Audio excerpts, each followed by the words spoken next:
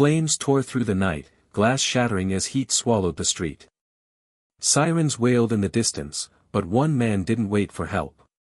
Grant Miller, a 37-year-old single father, pushed past the crowd and vanished into the inferno.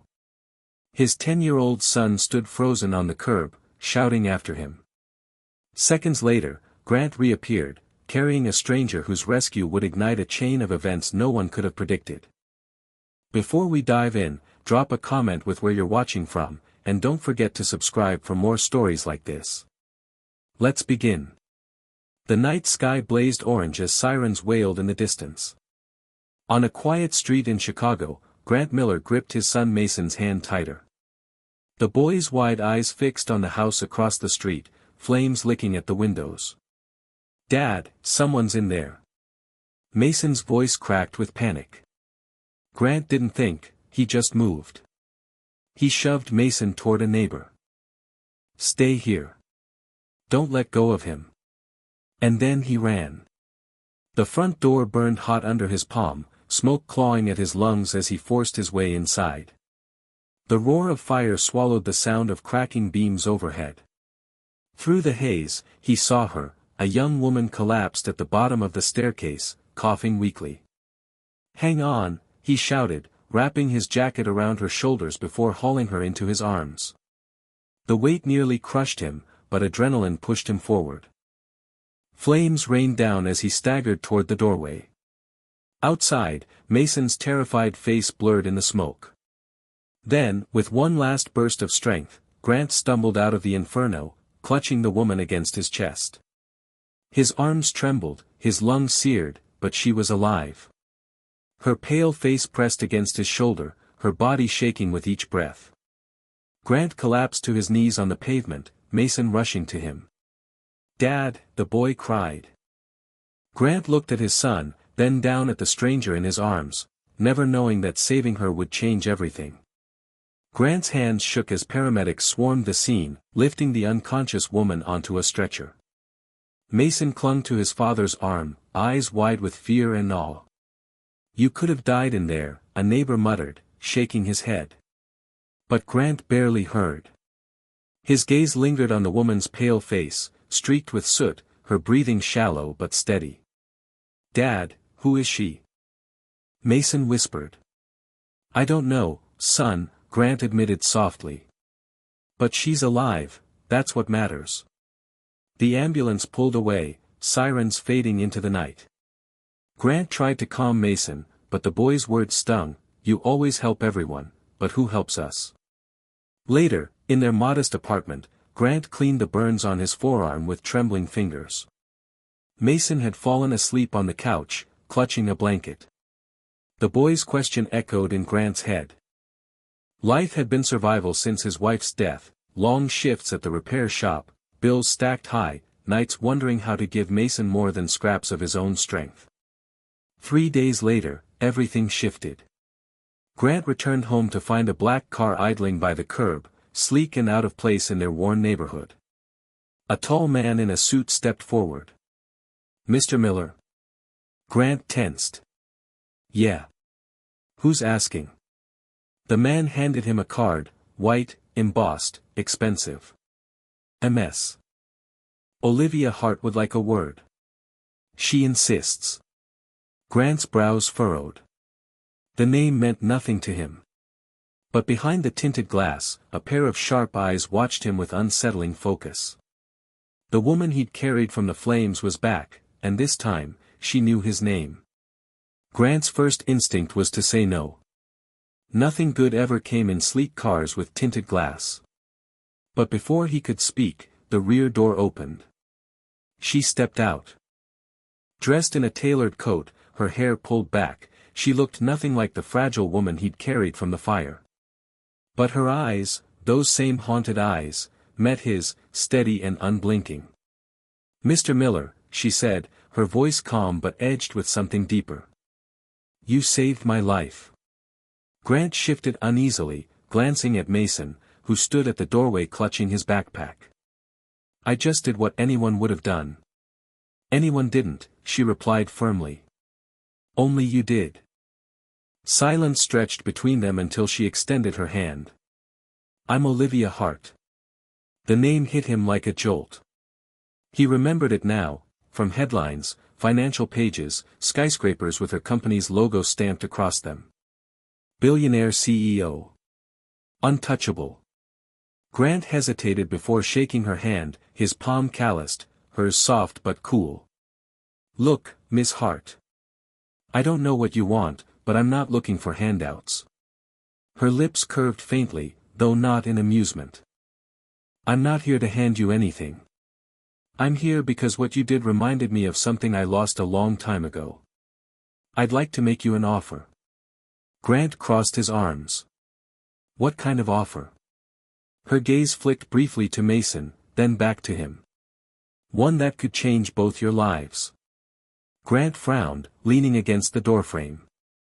He didn't like strangers dangling promises in front of Mason, billionaire or not. Change our lives, he repeated flatly. Lady, I work at a garage. My life doesn't need changing. It needs paying the rent. Olivia didn't flinch. I understand skepticism. But I'm not here out of charity. I'm here because you proved something no boardroom, no contract ever could. Grant's jaw tightened. And what's that? That courage still exists, she said simply. Her driver handed her a slim leather folder. She opened it, showing sketches of a sleek, high-tech fire detection and evacuation system. My company is developing a program to prevent tragedies like the one you pulled me from. But it's all theory without people who understand danger in real life. Mechanics. Firefighters. Single fathers who run toward flames instead of away. Grant shook his head, half amused, half irritated. You think I belong in your glass towers? I fix carburetors, Miss Hart. I don't design life-saving gadgets. You fix things that keep people safe, she countered. That's all engineering is. Before he could argue, Mason spoke up from behind him. Dad, you always say we should help when we can. Maybe this is, helping more people.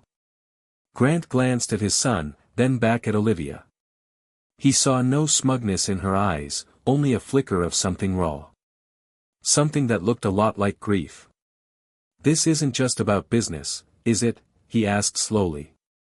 Her silence was answer enough.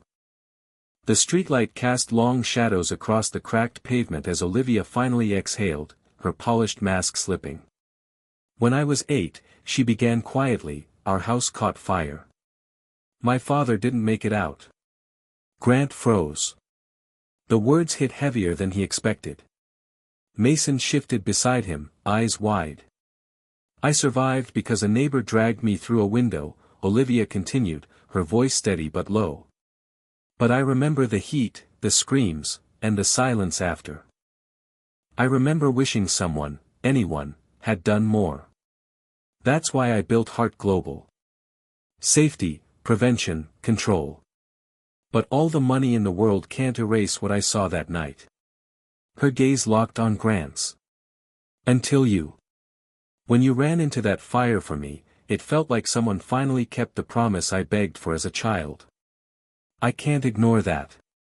Grant swallowed hard, his throat tight.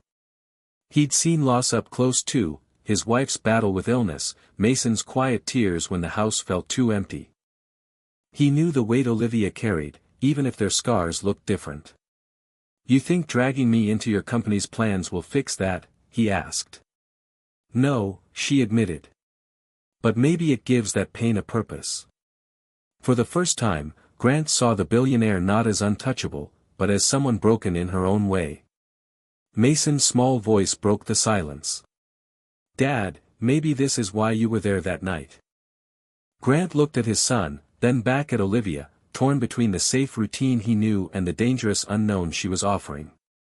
And for the first time, he wondered if Mason might be right. That night, Grant sat at the kitchen table long after Mason had gone to bed. Bills lay scattered across the wood, rent overdue, utilities looming, Mason's school trip fee he hadn't yet paid. He rubbed the burn marks on his arm, the sting reminding him of choices he couldn't ignore. Olivia's words kept circling his mind. Courage still exists. Give the pain a purpose. Easy for her to say. She had skyscrapers and security. He had a 10-year-old boy who depended on him for everything.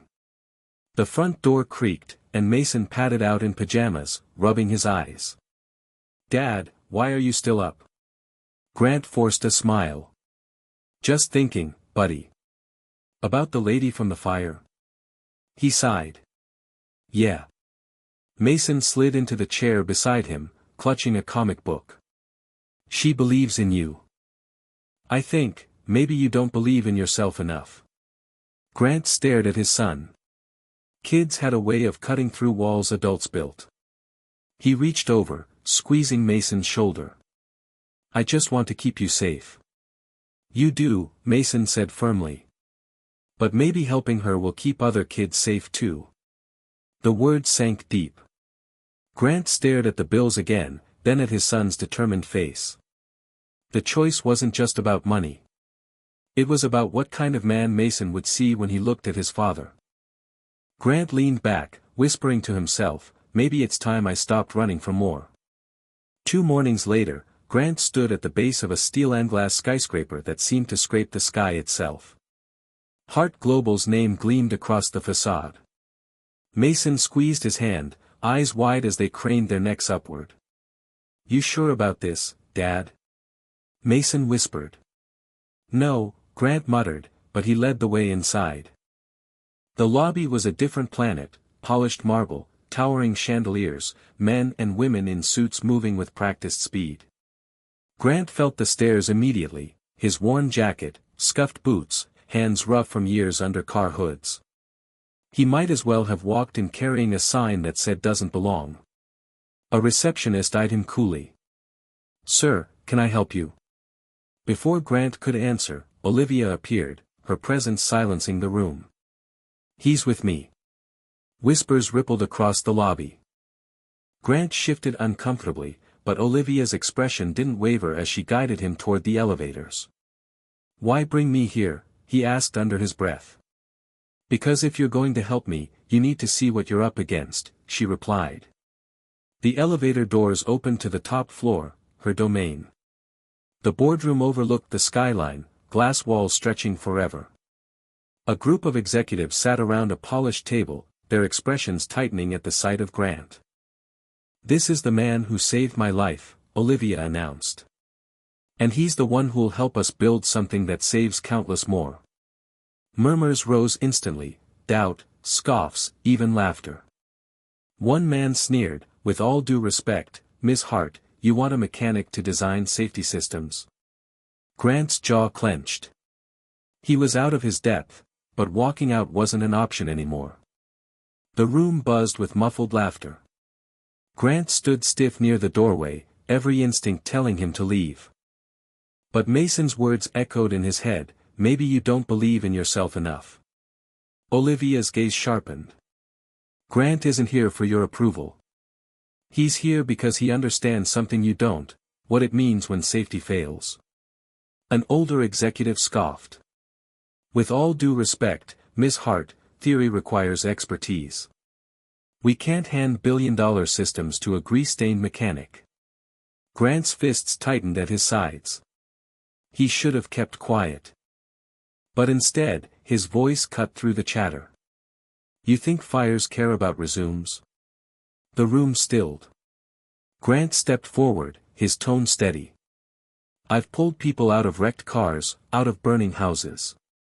I know what fails first, what people reach for when they panic, what systems jam when seconds matter. You sit here with charts and models. I've seen what happens when those models don't match reality." Silence hung heavy. One executive leaned back, smirking. "And what would you suggest, Mr. Miller?" Grant looked at the diagram spread across the glossy table, blueprints filled with technical jargon. His eyes scanned instinctively. "This sensor. Mounted too high. Smoke rises, sure, but kids don't. They'll suffocate before it ever triggers. And this evacuation route, too narrow.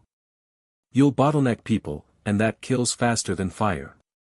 A ripple of murmurs replaced the mockery.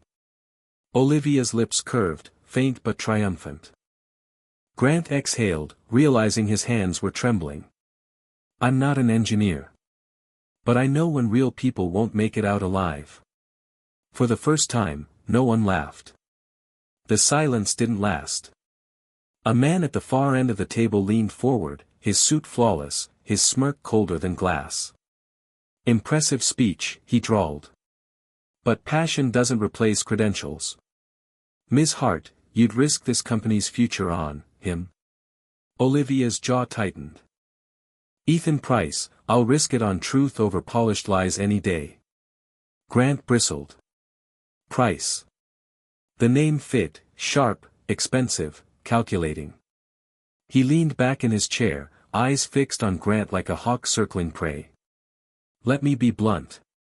A single father from the garage doesn't belong in billion-dollar decisions. He belongs where he came from. On the floor, turning wrenches. Grant's face heated, but Olivia spoke before he could. He belongs exactly where courage and honesty matter most, beside me. Price chuckled darkly. You're letting sentiment cloud judgment. The board won't stand for it. Neither will investors. Grant caught Olivia's glance, the faintest flicker of doubt beneath her calm. He hated being the reason her empire shook. I didn't ask for this, he said roughly. I don't want your company, your money, or your boardroom fights. I just want to do right by my son. Price leaned in, his smile razor thin. Then go home, Mr. Miller. Let adults handle the world. Grant's blood boiled, but before he could respond, Mason's voice cut through from the doorway. He'd slipped in unnoticed, his schoolbag still slung over his shoulder. My dad saved your boss when no one else did, Mason said, his voice trembling but strong. If that doesn't make him belong here, then none of you do. The boardroom froze. Olivia's eyes softened, and for the first time, Ethan Price had no reply. The room held its breath. Mason's words still hung in the air like a challenge no one dared touch. Grant swallowed hard, pulling his son gently to his side.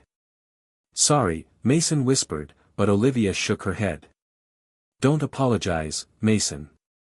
You just said what most grown men here never could. Her gaze swept the table, sharp and unyielding. This company was built on resilience. On protecting people who can't protect themselves. If anyone in this room can't see that courage belongs here, then you don't belong here. Price's smirk faltered, but he stayed silent. One by one, the other executives lowered their eyes, unwilling to oppose her. Grant shifted uneasily, unused to being defended in skyscraper towers. Look, Miss Hart. Olivia, he corrected, I'm just a man trying to raise his boy. I don't know if I can play in your world. Olivia stepped closer, her voice quieter now, stripped of titles and power. Then don't play in my world.